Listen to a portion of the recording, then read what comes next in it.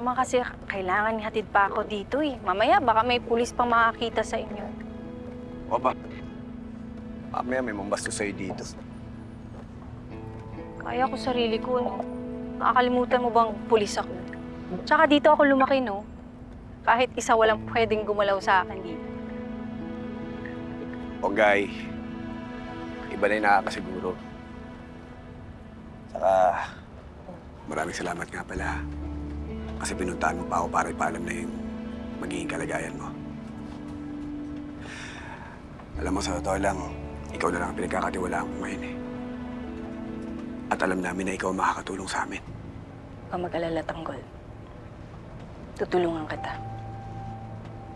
Lalo na magsisimula na ako bilang close-in bodyguard ni Mayor Guerrero. Malalaman na natin lahat ng pinagagawa nila. Makakuha ka na ng ebidensya sa mga korupsyon at masasama nilang gawain. At ebidensya na dinaya ka sa eleksyon. Maraming salamat sa iyo. Tara.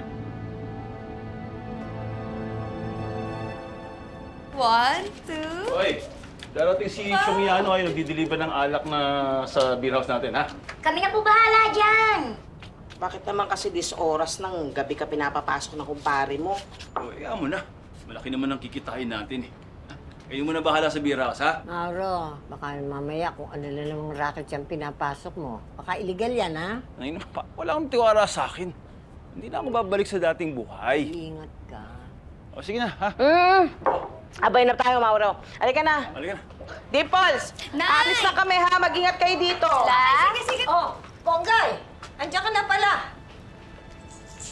Sino yung kasama mo?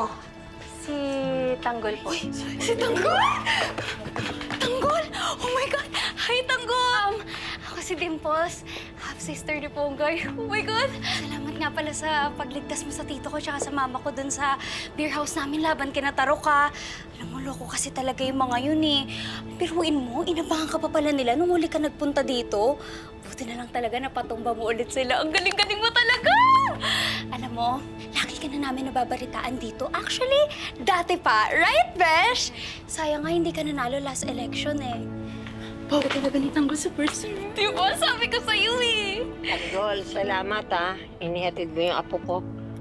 Bakit nga pala kayo magkasama? Ano la,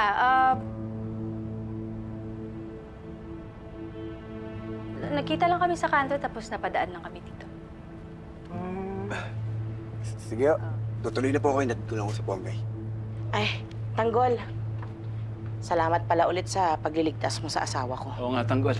Maraming salamat. Habang buhay kong tatanawin ang utang na loob. Bali, wala ko yun. Huwag yun ang isipin niyo. Tanggol! Mag-ingat ka ha! Sana lagi kang bumisita dito! Oo nga, huwag ka mag-alala. Ligtas ka dito. Hindi ka namin susumbong kahit kanino. Sige na. Tanggol, mag-ingat ka. Baka makasalubong mo si Natarok. Sige. Maraming salamat to. Tuloy na ako. Hi, Tanggol! Okay. Natay na ka doon. Bumalik ka. Grabe, ang pogi niya talaga. Fresh up close and may kung kayari. Ah!